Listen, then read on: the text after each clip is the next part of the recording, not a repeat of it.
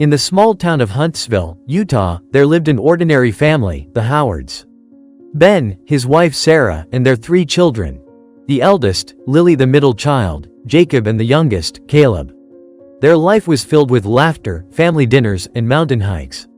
But everything changed in an instant. One day, Sarah was driving the kids home from school. It was warm, the radio was playing, and Caleb was cheerfully chattering from the back seat.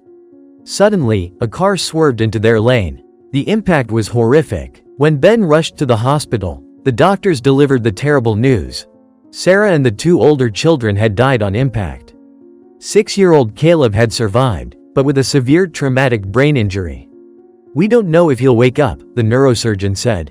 Days turned into weeks. Caleb lay motionless, his eyes open but devoid of awareness. He didn't respond to words, didn't move, didn't smile. Ben sat by his bed, clutching his son's small hand, whispering, "Wake up, buddy. Please." Months passed. Physically, Caleb gradually recovered, but his consciousness remained far away. The doctors shrugged, traditional therapy wasn't helping. Then, one specialist suggested trying canis therapy, treatment with dogs. "It's the last chance," the doctor said. And so, Colonel, a golden retriever with warm brown eyes, entered the room. He cautiously approached the bed and nuzzled Caleb's palm. And then, a miracle happened. The boy's fingers twitched. At first, barely noticeable, then stronger.